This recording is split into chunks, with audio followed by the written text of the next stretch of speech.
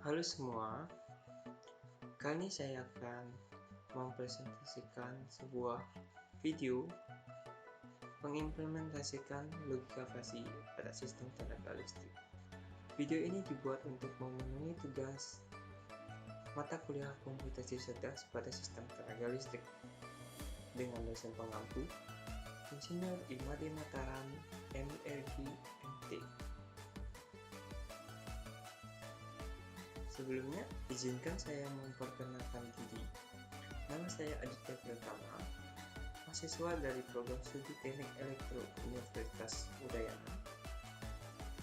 Di sini saya mengambil jurnal dengan judul Efficient Power Management of Grid Operate Microgrid Using Fuzzy Logic Controller atau FLC.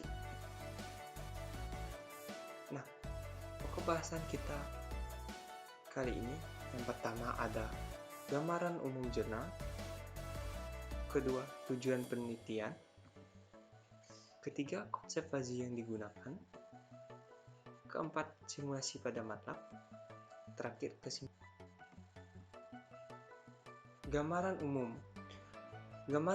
jurnal atau paper ini membahas pada manajemen dan pemanfaatan energi terbarukan menjadi lebih efisien menggunakan FLC yang beroperasi dalam bentuk microgrid.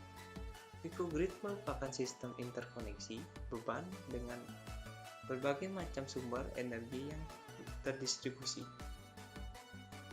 Sebagai suatu sistem, microgrid dapat beroperasi paralel dengan sistem interkoneksi yang lebih besar atau dapat beroperasi mandiri. Implementasi FLC secara efisien untuk mengolah beban pada jaringan microgrid. Pada paper ini, sistem yang diusulkan terdiri dari sistem photovoltaik, pengontrol maksimal power point tracking atau MPPT, baterai dengan bus converter, dan jaringan beban.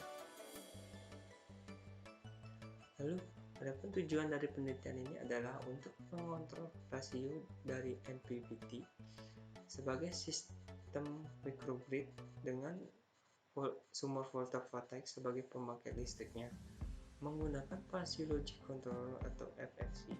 FLC dapat mengelola level tegangan dan arus yang dihasilkan oleh PV untuk memperoleh daya yang diperlukan oleh grid. Adapun komponen utama penyusun sistem yang pertama ada photovoltaik, MPPT dan PLC, baterai dan bak converter, terakhir inverter sebelum ke beban. Berikut merupakan gambaran dari sistem yang akan diusulkan. Di sini kalian dapat lihat ada sistem microgrid, yaitu energi yang dihasilkan oleh photovoltaik dikontrol oleh MPPT dengan Fuzzy Logic Controller sebagai pengontrol MPPT-nya. Lalu energi disimpan pada baterai. Lalu energi juga melalui inverter untuk mengubah tegangan DC yang dihasilkan oleh photovoltaik menjadi tegangan AC sehingga dapat disalurkan ke beban. Komponen fuzzy yang digunakan terdapat dua input pada logika fuzzy pada jurnal ini. Pertama ada sinyal error atau EN dan perubahan sinyal error atau change error yang digunakan sebagai input untuk controller fuzzy. Nah, ini merupakan variabel dari error dan ini merupakan input variabel dari change error. Lalu ada komponen output. Komponen output FLC digunakan dalam memprediksi arus referensi maksimum yang akan dikirimkan ke controller. Ini merupakan output variabel delta D.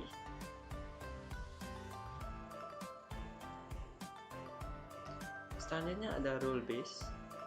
Rule base berisikan pernyataan logika fuzzy atau fuzzy statement.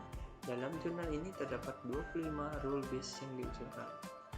Aturan fuzzy yang diusulkan memberikan titik operasi maksimum dan output tegangan yang konstan. Berikut merupakan tabel dari rule base pada jurnal. Nah, ini merupakan sistem yang diusulkan. Ini merupakan sistem MPPT pada yang telah dibuat pada Simulink. Lalu dalam MPPT ini terdapat fuzzy logic controller.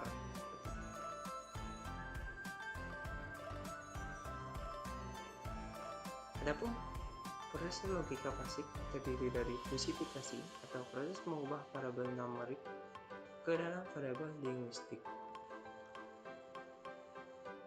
Lalu fungsi keanggotaan membership of function merupakan salah satu kurva yang menunjukkan pemetaan titik-titik input data ke dalam nilai keanggotaan untuk menentukan respon output. Lalu ada rule elevator untuk menentukan aturan fuzzy yang akan dieksekusi terdiri dari and, or, dan tidak. Terakhir ada defusifikasi atau proses pengubahan data-data fuzzy menjadi data numerik. Tanpa berlama-lama lagi, mari kita menuju simulasi fuzzy-nya.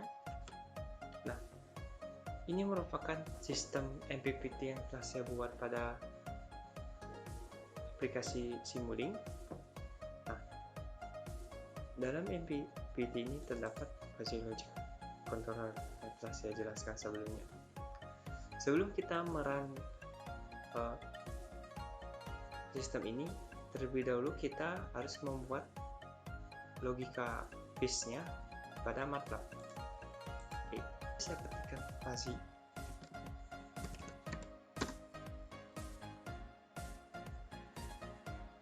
Nah, di sini kita akan dihadapkan pada fish editor, ya, karena pada jurnal mempunyai dua input dan satu output, maka kita dapat menambahkan input pada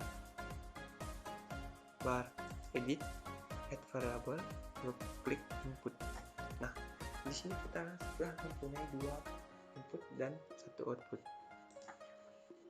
Nah, kita ubah dulu nih nama dari input satu menjadi E atau error, input 2 menjadi change error to CE, terakhir output 1 menjadi delta D. Nah, lalu kita masuk ke dalam mengubah nilai membership of function-nya dengan mengklik 2 kali. Nah, di sini kita dapat melihat terdapat 3 membership of function, namun pada jurnal terdapat 5. Cara kita menambahkan membership of function adalah dengan cara klik edit, add custom MF. Nah, klik OK. Nah, di sini sudah terdapat 4 membership of function. Kita tambahkan lagi satu supaya 5. Nah, kita juga dapat mengubah nilai dari nama dari membership function-nya, contoh NB.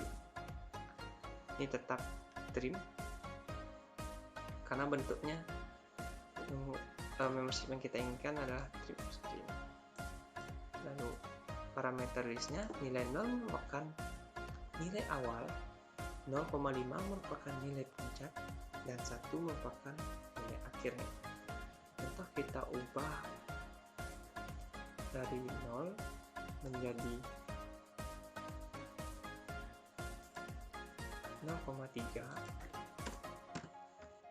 terakhir 1. Nah, kita melihat ini merupakan membership of function yang telah kita buat tadi. Lanjut, kita juga harus mengubah nilai parameter pada range di bawah ini sesuai dengan jurnal, di mana jurnal dari -10 sampai 10.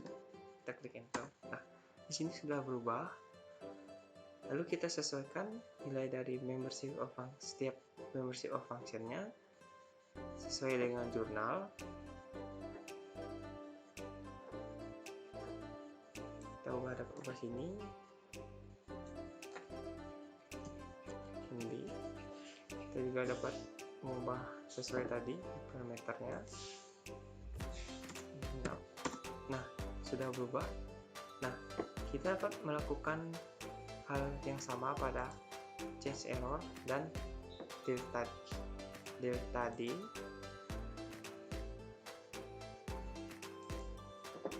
Untuk menambahkan rules pada fungsi ini, kita dapat klik edit, lalu klik rules. Nah, di sini kita dapat rules editor, lalu kita dapat menambahkan rules base rule sesuai dengan tabel yang terdapat pada jurnal. Contoh, saya contohkan, misalkan saya menambahkan NB pada E dan membership function 1 pada CE. Output yang kita inginkan kita dapat pilih. Contohnya saya memilih F2, kita klik rules. Nah, ini telah rulesnya sudah keluar. Kita membuat 25 rules seperti ini sesuai dengan tabel. Nah, untuk mempersingkat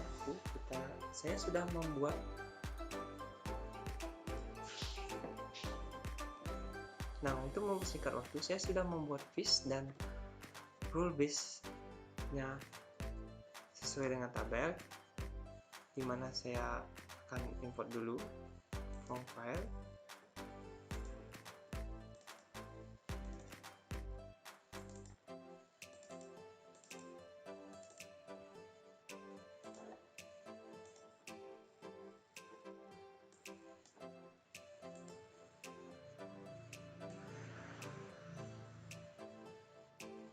Nah, ini merupakan fish yang setelah saya buat sesuai dengan jurnal, di mana kita dapat lihat ini bukan nilai membership of function-nya pada E, pada CE, dan pada delta D. Nah, saya juga sudah menambahkan rules-nya. Nah, ini dapat dilihat terdapat sudah 25 rules itu. Nah, setelah kalian membuat membership function dan rules-nya, nah, setelah semua selesai, lalu kita harus menambahkan fish editor ini ke dalam workspace kita dengan cara mengekspor. Lalu klik to workspace, kita OK. Nah, ini kita akan melihat program fish kita. Lalu kita menuju Simulink. Sebelum kita menjalankan sistem ini, kita menambahkan dulu program fish kita pada fuzzy logic controller-nya. Di sini kita dapat memanggil fish kita dengan menuliskan sesuai dengan di workspace kita. Ini fuzzy 3, jadi kita tuliskan fuzzy 3.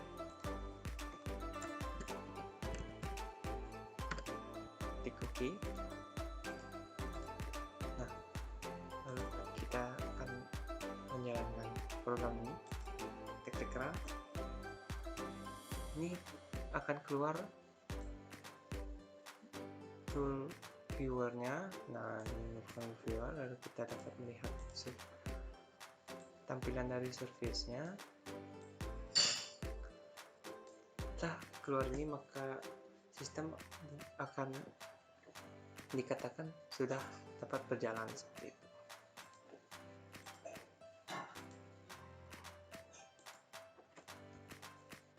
Kesimpulan, penelitian ini mengusulkan sistem manajemen daya yang efisien menggunakan fuzzy logic controller untuk menyesuaikan rasio pengontrolan MPPT. Aturan bazi dibentuk berdasarkan error dan perubahan error yang diambil dari kemiringan kurva fotovoltaik. Eversi dapat secara efisien mengelola level tegangan dan arus sehingga didapatkan daya output yang diperlukan oleh grid. Saran untuk penelitian ini dapat dikembangkan dengan sistem metode. Sekian dari saya, terima kasih.